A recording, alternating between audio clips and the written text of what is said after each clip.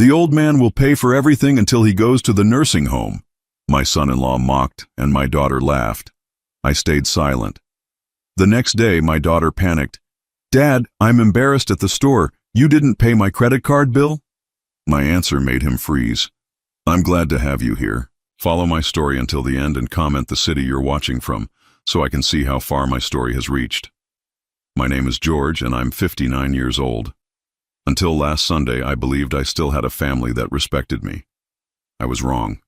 The dining room felt smaller than usual that evening, though nothing had changed about the mahogany table Margaret had picked out 23 years ago. The same cream-colored walls, the same family photos lining the mantelpiece, the same china cabinet filled with dishes we only used for special occasions. Everything looked the same, but something fundamental had shifted, and I was just beginning to understand what. Sarah arrived with Mark around 6, as they did every Sunday since Margaret passed 2 years ago. My daughter looked tired, stressed in a way that made the lines around her eyes more pronounced. Mark, my son-in-law of 8 years, walked in with that casual confidence he always carried, like he owned whatever space he entered. They both greeted me with the kind of obligatory warmth you reserve for distant relatives you see at weddings. "How was your week, Dad?" Sarah asked, settling into her usual chair while Mark headed straight for the kitchen to grab himself a beer without asking. "Same as always," I replied, serving the pot roast I'd spent the afternoon preparing. Cooking had become one of the few things that kept me busy since retirement. Mrs. Henderson next door mentioned her grandson got into college.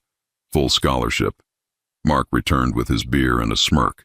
"Must be nice to have a kid who actually makes something of himself." The comment hit differently than his usual jabs. There was something sharper in his tone, more deliberate. Sarah glanced at him with what looked like approval, not the embarrassment I'd grown accustomed to when he crossed lines.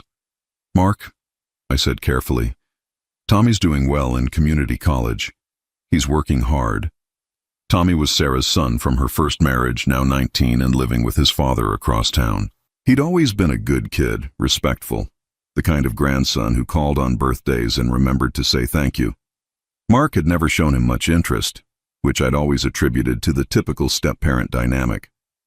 "Community college," Mark repeated, taking a long drink. "Right. Well, we all have different definitions of success, I guess." Sarah cut into her meat with more force than necessary. "Dad, we actually wanted to talk to you about something tonight." My stomach tightened. In my experience, family conversations that started with, "we wanted to talk," never ended well. I set down my fork and waited. "It's about the house," she continued, not meeting my eyes. "This place is getting too big for you. All these stairs, the maintenance, the yard work. It's a lot for someone your age." "I manage fine," I said, though my knees had been aching more lately, and the roof did need some attention I'd been putting off. Mark leaned back in his chair, studying me like I was a problem to be solved. "George, let's be realistic here. You're not getting any younger. My uncle went through this same thing with my grandfather. Stubborn old guy, wouldn't admit he needed help until he fell down the stairs and broke his hip." The word old hung in the air like smoke. I was 59, not exactly ancient, but I could see how they might view someone their father's age as past his prime. Margaret had always said I looked younger than my years, but Margaret wasn't here to offer that comfort anymore. "I haven't fallen," I said quietly. "Yet," Mark added. "Look, there are some really nice places now. Not like the nursing homes you're probably thinking of. These are communities with activities and people your own age. You'd probably be happier." Sarah nodded enthusiastically, as if Mark had just solved a complex equation. "There's this place about 20 minutes from our house, Sunset Manor. They have a golf course, a dining hall, organized trips. You'd love it." I'd heard of Sunset Manor.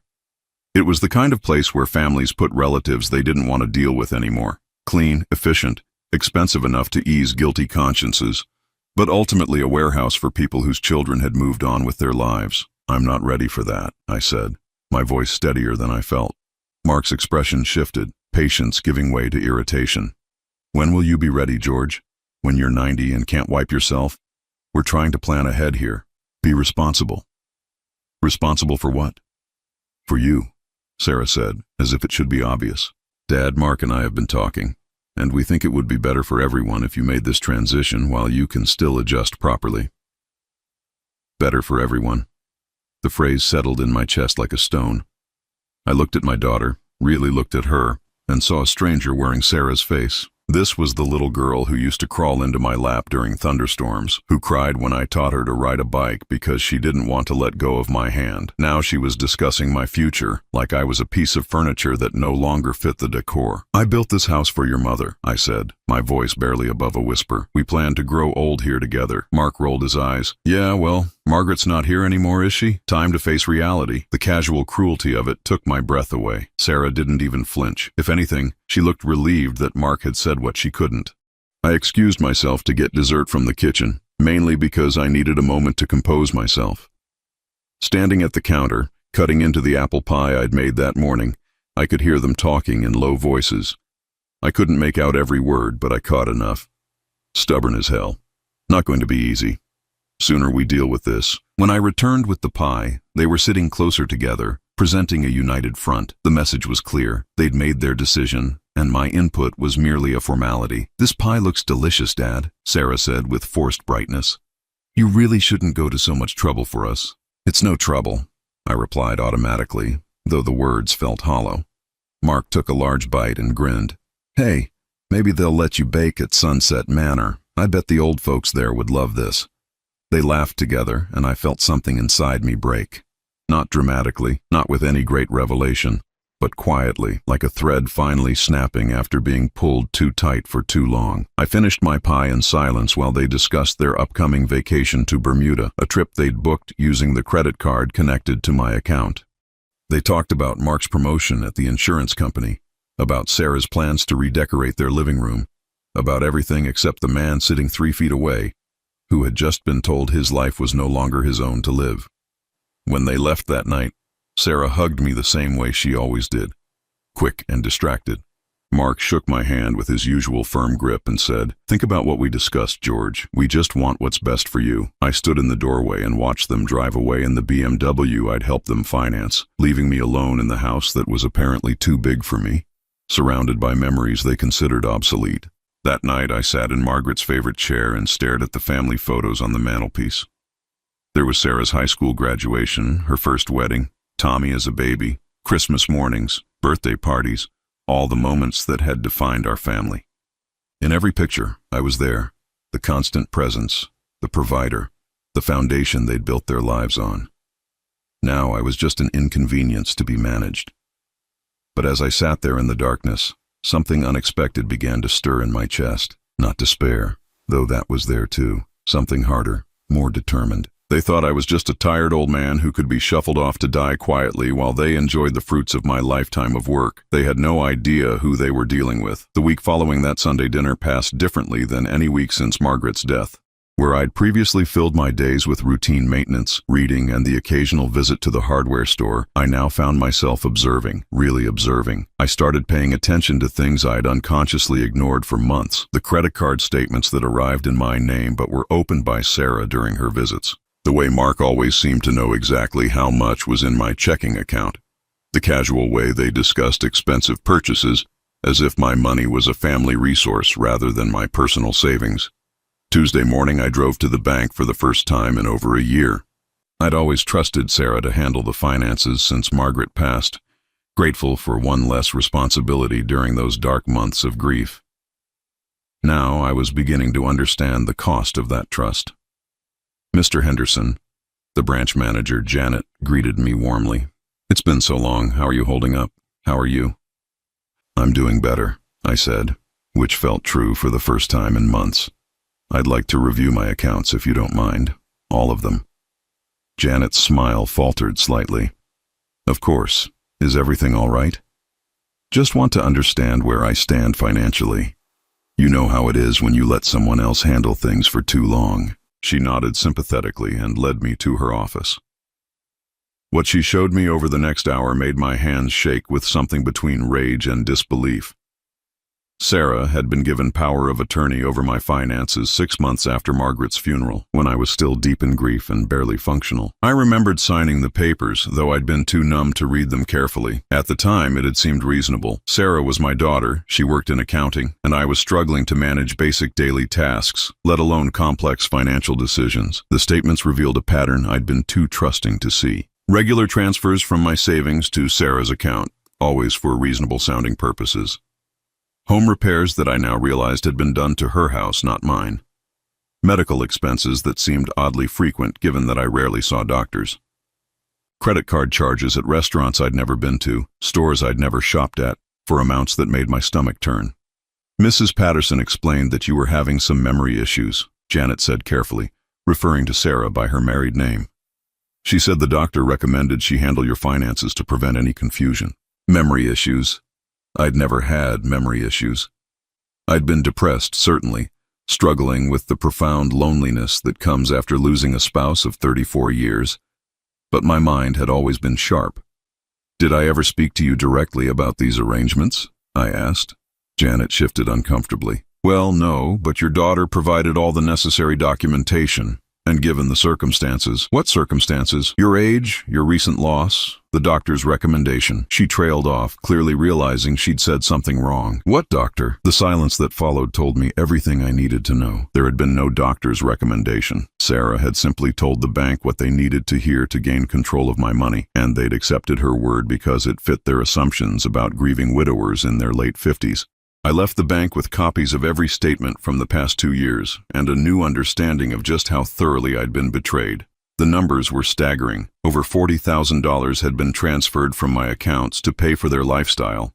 The BMW, the vacation to Europe last spring, the kitchen renovation they'd done to their house, even Mark's expensive golf club membership, all funded by my retirement savings.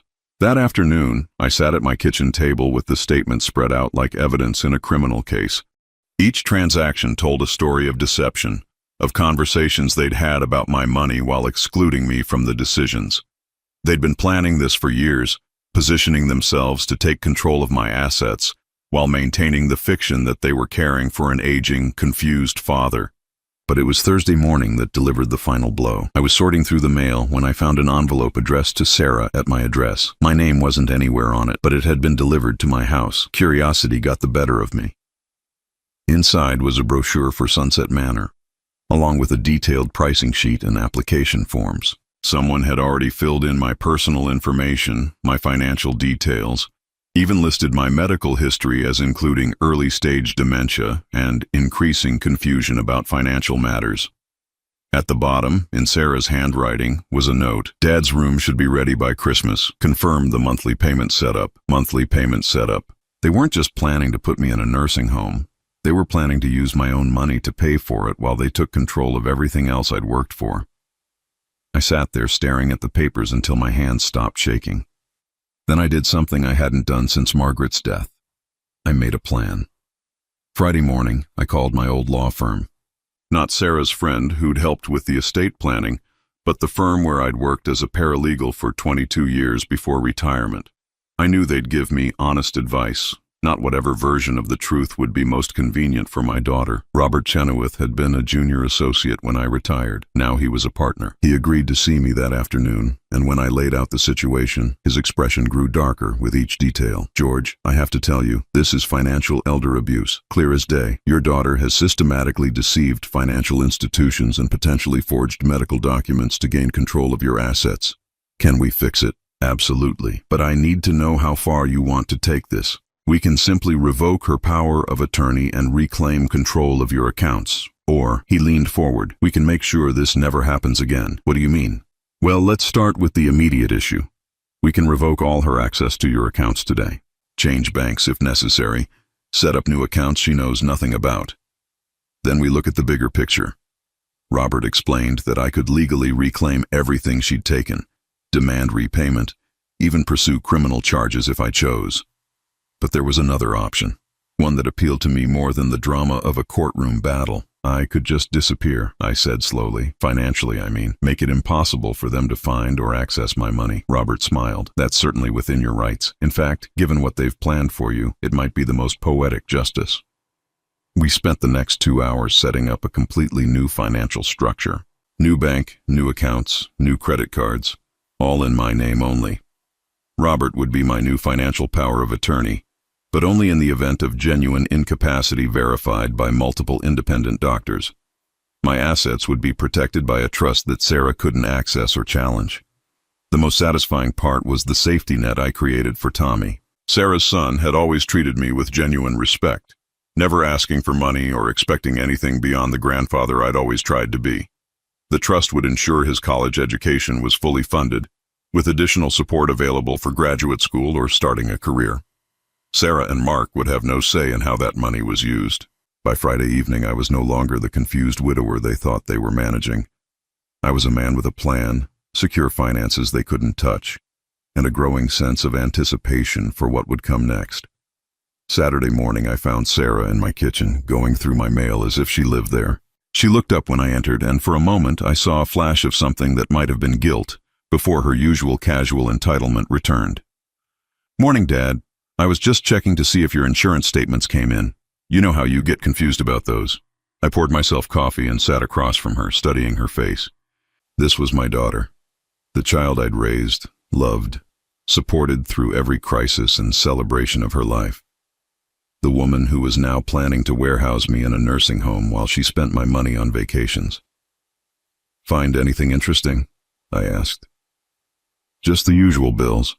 Nothing you need to worry about." She had no idea that as of yesterday afternoon, she no longer had access to pay those bills even if she wanted to.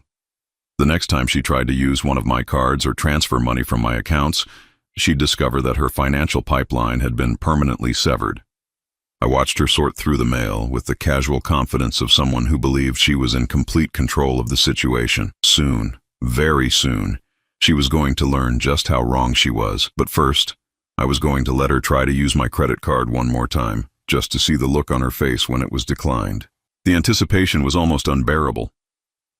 The call came on a Tuesday morning at exactly 11:47 a.m.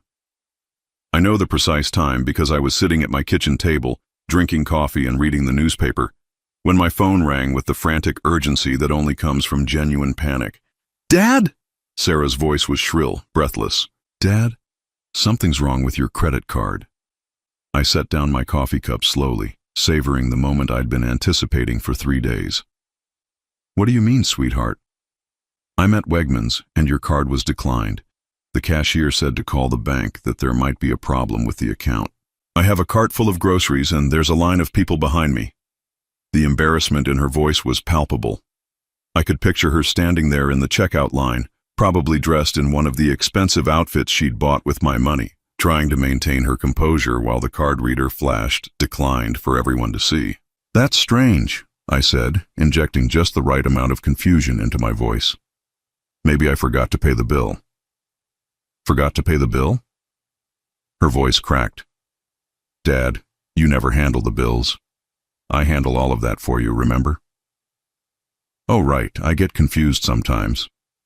There was a pause, and I could hear the murmur of impatient customers behind her.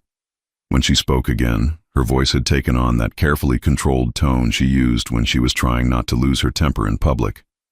"Dad, can you call the credit card company? There has to be some mistake. I need to pay for these groceries." "Of course, honey. Let me see what I can find out." I hung up and immediately called Robert Chenoweth. "It's working," I told him. "She just tried to use the card." "How do you feel?" he asked. Honestly, I felt better than I had in 2 years. For the first time since Margaret's death, I felt like I had some control over my own life. My phone rang again 20 minutes later. This time, Sarah's panic had evolved into something sharper, more desperate. "Dad, what did you find out?" "Well," I said, drawing out the word, "I called the bank and they said the account has been closed."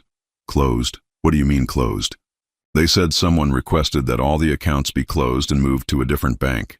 Something about security concerns." The silence on the other end was deafening. I could practically hear her mind racing, trying to process what this meant for her carefully constructed financial arrangements. "Dad," she said finally, her voice very small, "did you close the accounts?" "Me? Honey, you know I don't understand all that banking stuff. You handle all of that for me." "But someone had to authorize it. Banks don't just close accounts for no reason." I let the silence stretch until it became uncomfortable. "Maybe you should call them yourself. You're much better with these things than I am." After I hung up, I found myself smiling for the first time in weeks. The beautiful irony of the situation wasn't lost on me. For months, Sarah had been treating me like I was too confused and incompetent to manage my own affairs. Now, when she desperately needed me to take action, she was discovering just how inconvenient my supposed incompetence could be. The next call came 2 hours later. This time, it wasn't just Sarah. "George, what the hell is going on?" Mark's voice boomed through the phone with none of his usual careful politeness. "Sarah's been on the phone with 3 different banks, and they're all telling her the same story. All your accounts have been moved." "That's what they told me too," I said mildly. "Strange, isn't it?" "Strange?" His voice rose an octave. "George, we have bills to pay. The mortgage payment is due tomorrow, and Sarah's been using your account to cover it since your name is on the deed. Actually, my name wasn't on their deed anymore. That had been one of the first things Robert and I had addressed. The house I'd helped them buy, the down payment I'd provided, all of it had been legally transferred back to me when we discovered they'd been using my credit to secure loans I'd never agreed to. But Mark didn't know that yet. "Well," I said, "I'm sure it will all get sorted out." "Sorted out?" Mark's voice was climbing toward hysteria. "George, this isn't some minor inconvenience. We're talking about our mortgage, our car payments, our credit cards. Everything runs through your accounts." "That seems like poor planning," I observed. The silence that followed was so complete I wondered if the call had dropped. Then Mark spoke again, his voice low and dangerous in a way I'd never heard before. "George, I don't know what game you think you're playing, but you need to fix this, today." "I'm not playing any game, Mark. I'm just a confused old man who doesn't understand banking, remember?" I hung up before he could respond. The third call came that evening. Sarah was crying. "Dad, please. I know you're upset about our conversation last Sunday, but this is going too far. We can't access any of your accounts. The credit cards aren't working. Even the account where you deposit your Social Security checks has been moved." "Maybe someone stole my identity," I suggested. "I hear that happens to older people a lot. Dad, please stop. Just tell me which bank you moved everything to. We'll figure this out together." The desperation in her voice was genuine, and for a moment I felt a flicker of the old sympathy, the automatic urge to fix whatever was wrong in my daughter's life. Then I remembered the nursing home brochures, the forged medical documents, the $40,000 they'd stolen while treating me like I was too senile to notice. "Sarah," I said gently, "I think maybe this is a sign that you and Mark need to learn to handle your own finances." "Our own finances?" She was sobbing now. "Dad, you know we can't afford the house without your help. The car payments, the credit cards, everything is based on having access to your income. That sounds like a problem you should have considered before making those commitments. Dad, please, if you don't help us, we'll lose everything." I thought about pointing out that I was losing everything too, that their plan had been to take my house, my independence, my dignity, and lock me away in an institution while they enjoyed the life my money provided. Instead, I simply said, "I'm sorry you're having financial difficulties, sweetheart. Maybe you should look into budgeting." The fourth call came at midnight. This time it was Mark, and he was drunk. "You think you're clever, don't you, old man?" His words were slurred but filled with venom. "You think you can just cut us off and what, we'll disappear? You need us, George. Who's going to take care of you when you start losing your mind for real?" I seem to be managing fine on my own. For now. But what happens when you fall down those stairs? What happens when you forget to take your medication or leave the stove on? You think you can live in that big house forever, but you can't. You're going to need help, and when you do, we're going to remember this conversation. The threat was clear, and it confirmed everything I'd suspected about their motivations. They'd never been concerned about my welfare. They'd been concerned about maintaining control over my assets. "Mark," I said calmly, "I think you've been drinking. You should probably get some sleep. Don't you dare hang up on me, you senile." I hung up. Wednesday morning brought a new development. Sarah showed up at my house at 7 a.m., still in her pajamas, her hair uncombed, her face red and swollen from crying. "Dad," she said the moment I opened the door, "we need to talk." I made coffee while she sat at my kitchen table, the same table where she'd discussed putting me in a nursing home just 10 days earlier. The irony wasn't lost on either of us. "Dad, I know you're angry about what we said last Sunday. I know we handled it wrong, but you have to understand, we were just worried about you. This house is so big, and since Mom died, you've seemed so lost." "I have seemed lost," I agreed. but I'm feeling much clearer now. She looked up at me with red-rimmed eyes. Then you'll fix this? You'll call the bank and get our access restored? I sat down across from her, studying her face. This was my daughter, the little girl I'd taught to ride a bicycle, whose scraped knees I'd bandaged, whose tears I'd dried 1,000 times. But looking at her now, all I could see was a stranger who had systematically deceived me for 2 years. Sarah, I said quietly, do you remember what you said to me last Sunday? She shifted uncomfortably. We were just trying to help. You said it would be better for everyone if I moved to a nursing home. Do you remember that? Dad, we didn't mean. You laughed when Mark called me a stubborn old man. You agreed when he said I didn't know when to get out of the way. Her face crumpled. We were just frustrated.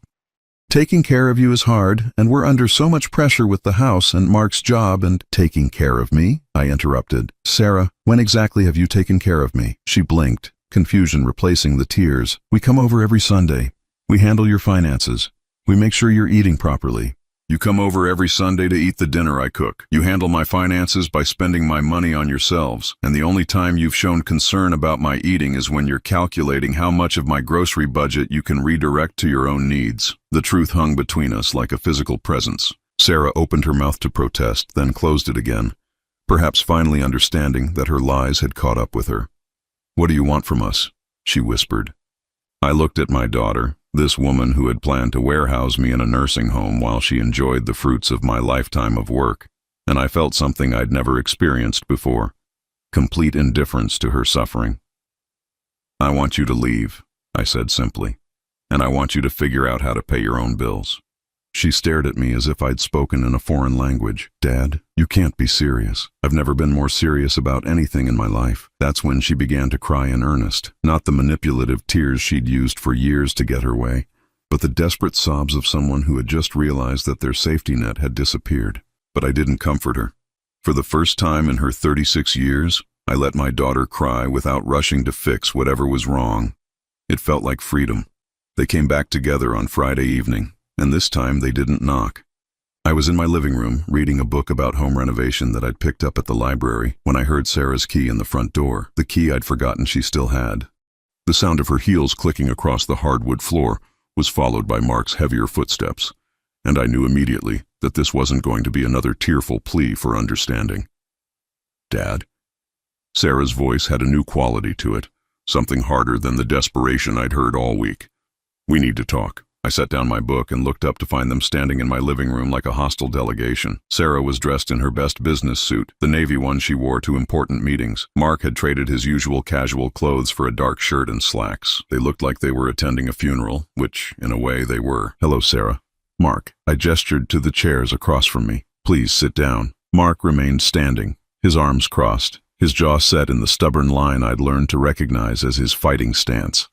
Sarah perched on the edge of the sofa, her back straight, her hands folded in her lap with the precision of someone trying very hard to maintain control. Dad, she began, her voice steady but cold, we've spent the week trying to understand what happened to your accounts. We've called every bank in the area, spoken to financial advisors, even consulted with a lawyer. That must have been exhausting, I said mildly. Mark stepped forward. Cut the act, George. We know you moved the money deliberately. We know you've been planning this. I raised an eyebrow. Planning what? This? Sarah gestured around the room as if it were evidence of some elaborate crime. This whole performance.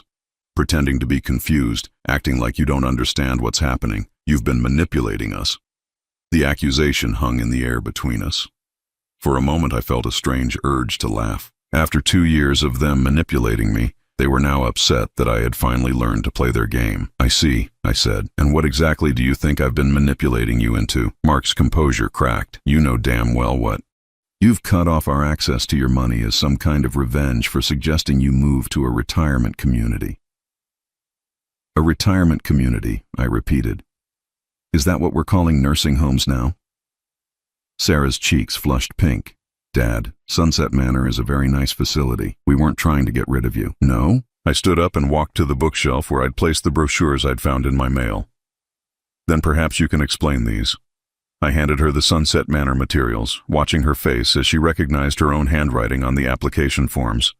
The color drained from her cheeks as she read the medical information she'd fabricated, the financial details she'd filled in without my knowledge, the note about confirming monthly payment arrangements. "Where did you get these?" she whispered. "They were mailed to my house, in your name, with my personal information already filled in, including a diagnosis of early-stage dementia that I was never aware I'd received." Mark snatched the papers from Sarah's hands, his face darkening as he read. "These don't mean anything. We were just exploring options." Options that included lying about my mental state to secure admission to a facility I never agreed to consider? "We weren't lying," Sarah protested, but her voice lacked conviction. "You have been confused lately, forgetful. Since Mom died, you've been different." "Different how?"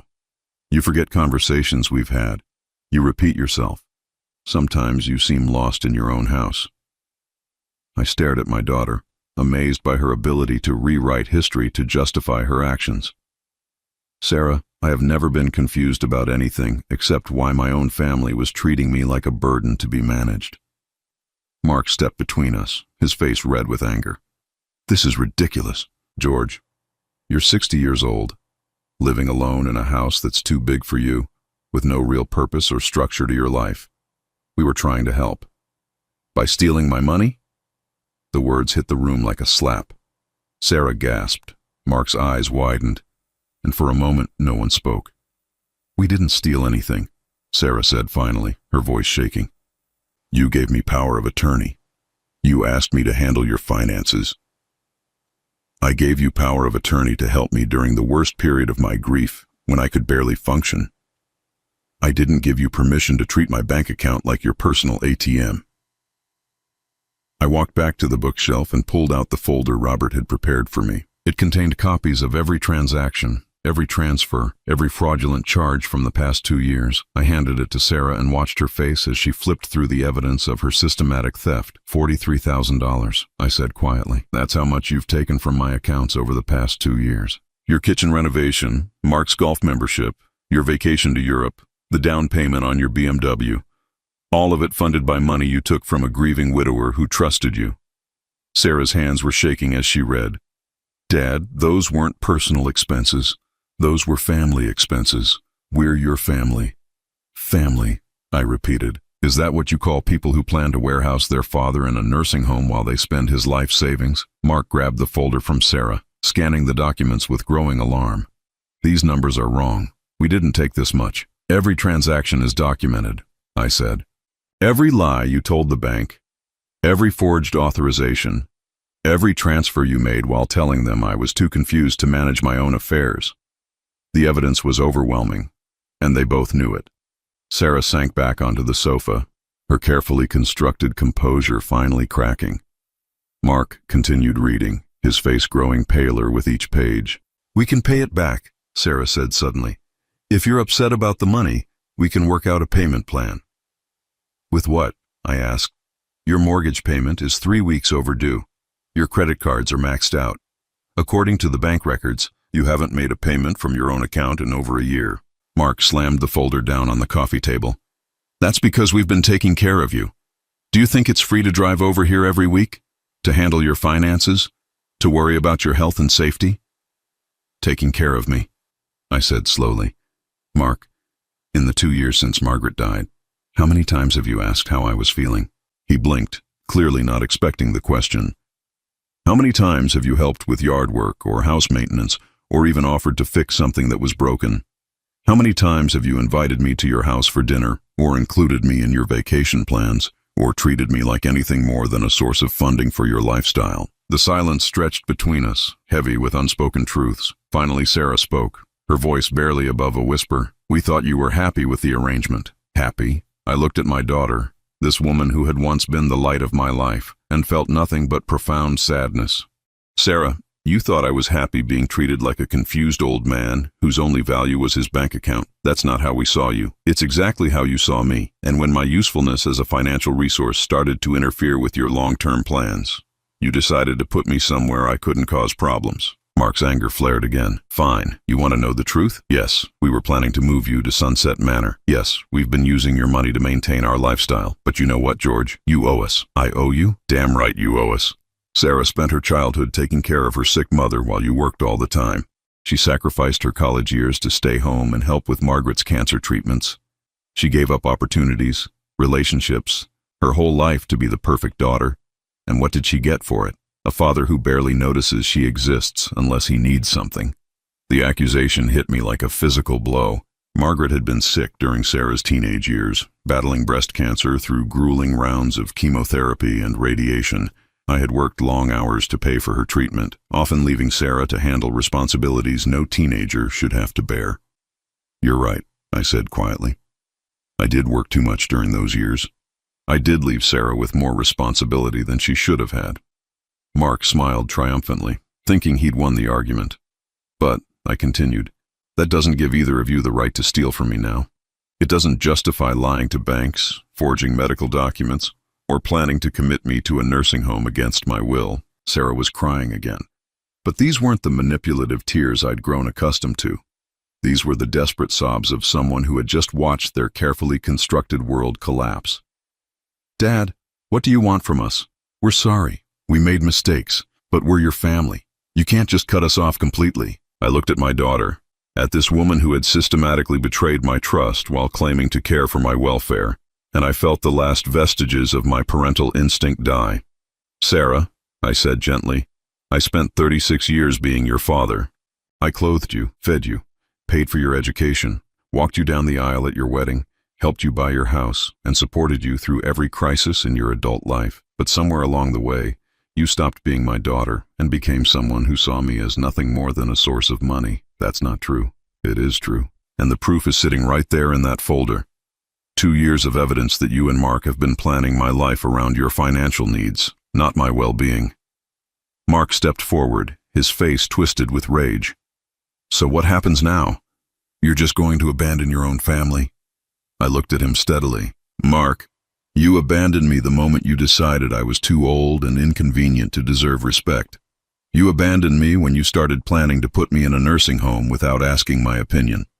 You abandoned me when you decided my money belonged to you. We never said your money belonged to us. You acted like it did.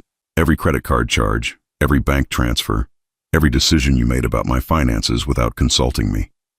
You treated my savings like a family resource, and when I became inconvenient, you planned to warehouse me somewhere you wouldn't have to deal with me anymore." The room fell silent. Sarah had stopped crying and was staring at me with something that might have been recognition, as if she was finally seeing the man she'd been systematically betraying for 2 years. "What happens now?" she asked quietly. I walked to the front door and opened it, the cool evening air flowing into the house. "Now," I said, "you leave. You figure out how to pay your own bills, maintain your own lives, and solve your own problems. You learn what it means to be independent adults instead of parasites feeding off your father's grief." They stood there for a moment, clearly expecting me to soften, to offer some compromise that would allow them to maintain their lifestyle while saving face. When I didn't move from the door, Mark grabbed Sarah's arm. "Come on," he said. "He'll change his mind when he realizes he needs us." But as they walked past me, I spoke one more time. "Sarah, leave your key on the table." She turned, her eyes wide with shock. "Dad, you can't be serious." "I've never been more serious about anything in my life." Slowly, she reached into her purse and placed the house key on the table by the door. As they walked down the front steps, I heard Mark mutter something about "stubborn old fool," and Sarah's response that I'd regret this. I closed the door behind them and turned the deadbolt for the first time in 2 years. Standing in my living room, surrounded by the silence of my own home, I felt something I hadn't experienced since Margaret's death. Peace. The weeks that followed were quieter than any I'd experienced since Margaret's death. But it wasn't the hollow silence of grief.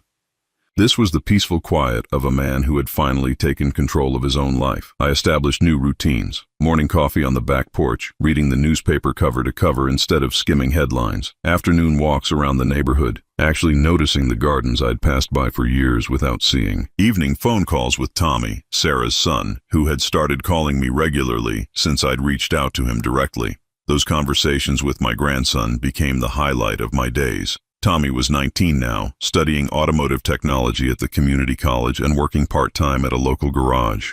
He had his mother's intelligence, but none of her entitlement. And when I told him about the trust fund I'd established for his education, his reaction was everything Sarah's hadn't been. "Grandpa, are you sure?" he'd asked, his voice thick with emotion. "That's a lot of money. I don't want you to do anything you can't afford." The contrast with his mother's assumption that my money was hers by right couldn't have been starker. It was during one of our calls, about 3 weeks after I'd cut off Sarah and Mark, that Tommy first mentioned the problems at his mother's house. "Grandpa, can I ask you something?" His voice was hesitant, careful. "Mom and Mark have been acting really strange lately. They keep having these intense conversations that stop when I walk into the room, and Mom's been crying a lot." I felt a familiar pang of concern, the automatic response of a parent to their child's distress, followed immediately by the reminder that Sarah had forfeited her right to my sympathy. "What kind of strange behavior?" I asked. "Well, they've been fighting about money constantly. Mark keeps saying they need to find a solution, and Mom keeps saying she's working on it. Yesterday, I heard them talking about selling the house. The house I'd helped them buy, whose down payment had come from my savings account, whose mortgage payments had been coming from my retirement funds for the past 2 years. Robert had warned me this might happen when I'd reclaimed the property deed. Are you okay there, Tommy? Do you feel safe?" "Yeah, I'm fine. It's just weird. They used to act like they had everything figured out, and now they seem desperate about something. Mom asked me if I had any money saved up from my job. When I told her I was saving for a car, she got this look on her face like she wanted to ask me for it, but couldn't bring herself to do it. That evening, I called Robert to discuss the situation. As my attorney and the trustee of Tommy's education fund, he'd been monitoring the legal ramifications of cutting off Sarah's access to my finances. "They're in free fall," he told me bluntly. 3 mortgage payments behind, maxed out on every credit card, and Mark's car was repossessed yesterday. Sarah's been calling every financial institution in the area, trying to get emergency loans. But without your income as collateral, no one will touch them." "What about their own income?"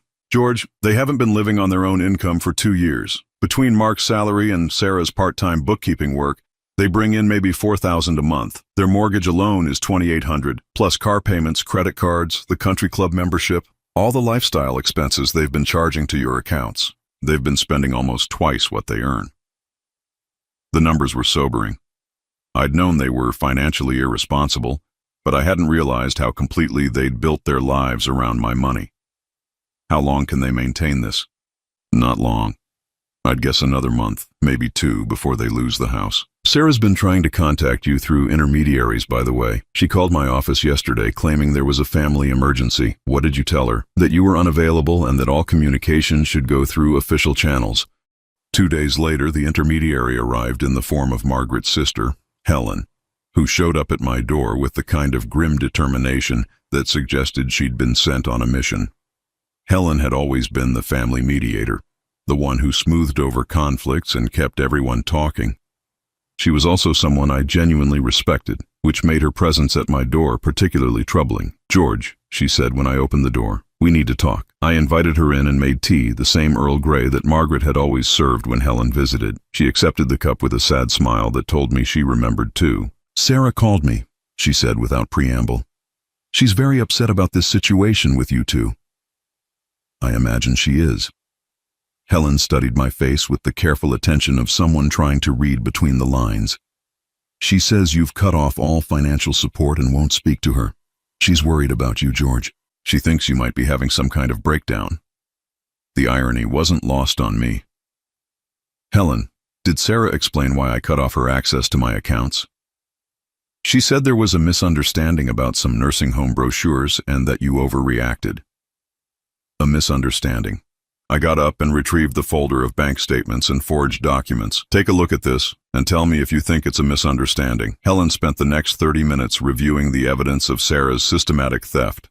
Her expression grew more troubled with each page, and when she finally looked up, her eyes were filled with the kind of disappointment that comes from having your faith in someone shattered. "George, I had no idea it was this extensive. Sarah didn't mention the $43,000 she's taken from my accounts over the past 2 years. She said you'd been helping them with some expenses, but she made it sound like you'd offered."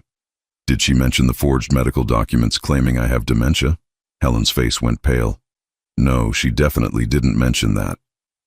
I showed her the nursing home applications with my personal information filled in without my knowledge, the note about monthly payment arrangements, the complete plan to warehouse me in an institution while they enjoyed my money. "Helen, they weren't planning to help me transition to a retirement community. They were planning to have me declared mentally incompetent so they could take legal control of all my assets." She set down the papers with shaking hands. George, I'm so sorry. I had no idea. Sarah is very good at presenting her version of events in a way that makes her look like the victim. Helen was quiet for a long moment, staring at the evidence spread across my coffee table. Finally, she looked up at me with tears in her eyes. What can I do to help? Nothing. This is something Sarah and Mark need to figure out on their own. But they're going to lose their house. Yes, they probably are. George, whatever they've done, they're still family, and Tommy's caught in the middle of this. That gave me pause. Tommy was innocent in all of this, a good kid who didn't deserve to suffer because of his mother's greed and poor judgment. Tommy's education is completely secured, I told her. He has a full scholarship fund that Sarah and Mark can't touch, no matter what happens to them. He'll be fine. What about Sarah? I looked at Helen, this woman who had been like a second mother to Sarah growing up, and I tried to find some compassion for my daughter. But every time I thought about forgiving her, I remembered the nursing home brochures, the forged medical documents, the casual way she'd laughed when Mark called me a burden. Helen, for 2 years, Sarah has been stealing from me while planning to put me in a nursing home. She's lied to banks, forged medical documents, and systematically dismantled my independence. At what point does family loyalty become enabling? Helen didn't have an answer for that. After she left, I sat in my living room thinking about the conversation. Part of me felt guilty for dragging Helen into this mess, for forcing her to see the evidence of Sarah's betrayal. But a larger part of me felt relieved that someone else finally understood what I'd been dealing with. The next morning brought a new development. Tommy called, his voice shaky with worry. Grandpa, something's happening here. Mom and Mark have been packing boxes all morning, and there's a man in a suit taking pictures of the house. Where are you now? At work. But I'm supposed to go home for lunch, and I'm scared of what I'm going to find. Tommy, listen to me carefully. Do you have somewhere else you can stay for a while? I guess I could stay with Dad, but Mom would freak out if I left now. Your safety and well-being are more important than your mother's feelings. If you feel uncomfortable in that house, you go to your father's. Understand? Yeah, okay. Grandpa, are Mom and Mark in trouble? They're dealing with the consequences of some very poor decisions. But you're not responsible for fixing their problems. That afternoon, Helen called to tell me that Sarah and Mark had been served with foreclosure papers. They had 30 days to bring their mortgage current or lose the house. Sarah's desperate, George. She's talking about borrowing money from anyone who will listen. She even asked me for $20,000. Did you give it to her? No. After seeing those documents you showed me, I told her she needed to face the reality of her situation. 3 days later, Sarah herself called. I almost didn't answer, but something in the way the phone rang, insistent and desperate, made me pick up. Dad, she said, and I could hear the exhaustion in her voice. I need to ask you for something, and I know I don't have the right. What is it, Sarah? We're going to lose the house. The bank wants the full amount of the missed payments plus penalties, and we don't have it. I'm not asking you to pay our mortgage or give us money for our lifestyle. I'm asking you to help us avoid homelessness. The plea was different from her usual demands. There was no entitlement, no assumption that I owed her anything, just desperate honesty. How much do you need? $12,000 to bring the mortgage current. I was quiet for a long moment, thinking about the woman who had raised me after my parents died, who had bandaged my scraped knees and helped me with homework and celebrated every achievement in my life. Then I thought about the woman who had planned to put me in a nursing home while stealing my money. Sarah, I said finally, 2 months ago you were planning to have me declared mentally incompetent so you could take control of my assets. You forged medical documents and lied to financial institutions. You spent $43,000 of my money without my permission. Now you want me to give you $12,000 more so you can keep the house you were going to take away from me? Dad, please. I know we made mistakes. Mistakes? My voice was harsher than I'd intended. Sarah, you didn't make mistakes. You made deliberate choices to deceive and steal from your own father. She was crying now, the desperate sobs of someone who had finally run out of options. What do you want me to do? How do I make this right? You can't make it right, Sarah. Some things can't be undone. So you're just going to let us lose everything? I thought about that question for a long moment. Was I letting them lose everything, or was I simply refusing to enable their irresponsible behavior any longer?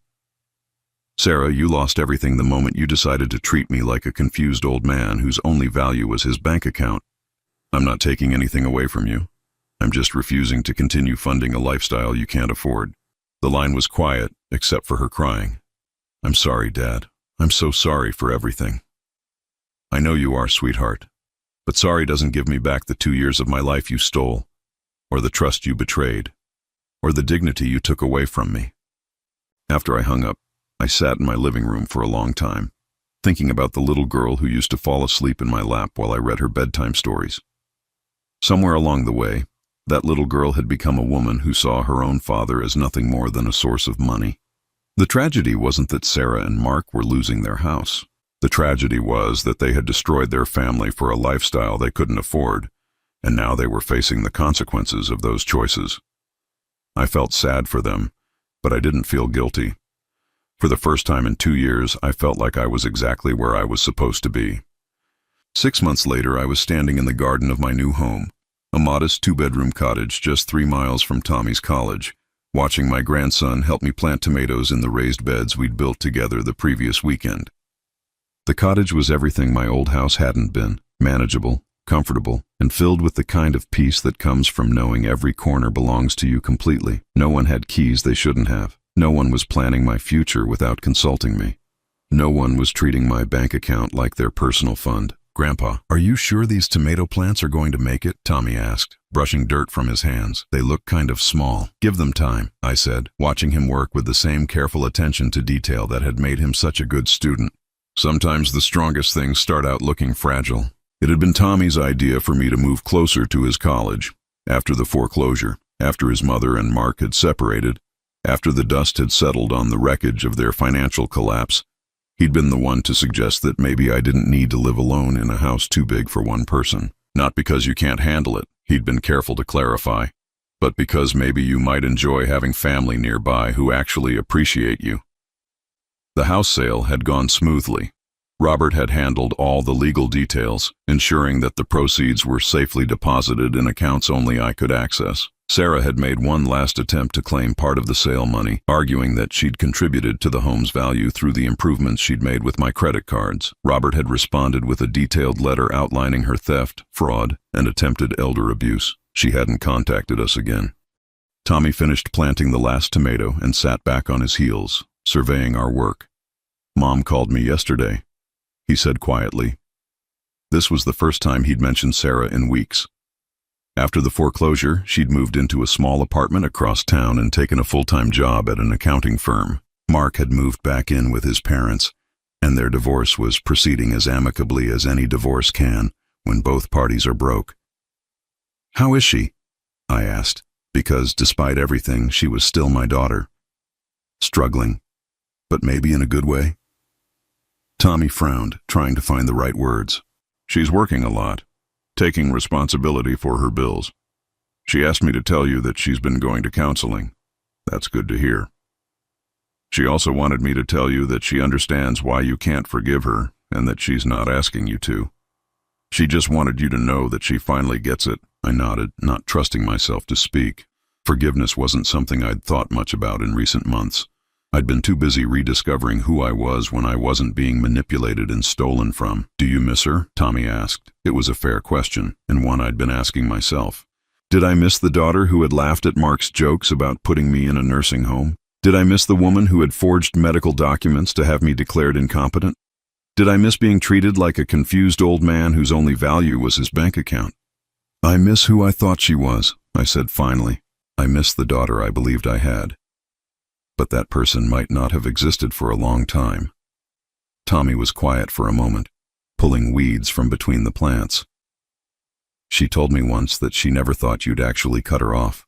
She said she was sure you'd give in eventually because parents always forgive their kids. What do you think about that? He looked up at me with serious eyes. I think some things are unforgivable, and I think maybe that's okay. We worked in comfortable silence for a while. 2 generations of men who had learned that family isn't defined by blood alone, but by respect, honesty, and genuine care for each other's well-being. Later that afternoon, as Tommy was getting ready to head back to his dorm, he paused at the front door with the kind of hesitation that suggested he had something important to say. Grandpa, can I tell you something? Of course. I'm proud of you, for standing up for yourself, for not letting them treat you like that anymore.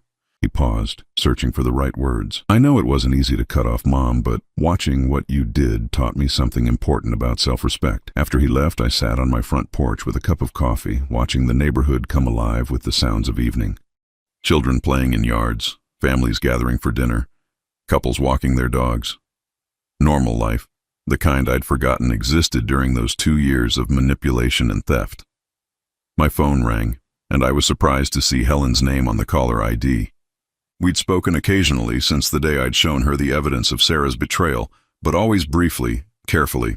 George, I hope I'm not disturbing you. Not at all. How are you, Helen? I'm well. I'm calling because I wanted you to know that I saw Sarah last week. She asked me to give you a message if you're willing to hear it. I hesitated. 6 months ago, I would have said no immediately, but something about the peace I'd found in my new life made me feel secure enough to listen. What did she want to say? She wanted you to know that she's paying back the money. Not to you directly because she knows you don't want contact with her, but to a charity that helps elderly people who've been financially abused. She's been making monthly payments from her salary.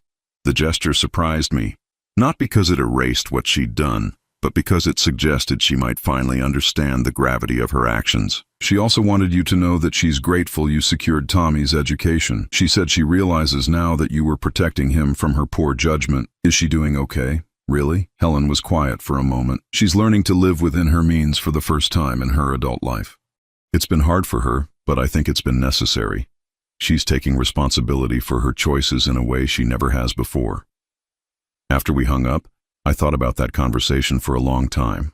Sarah was paying back the money she'd stolen, not to me, but to help other elderly people who had been victimized by their own families. It was a form of justice I hadn't expected, and one that felt more meaningful than any personal apology could have been.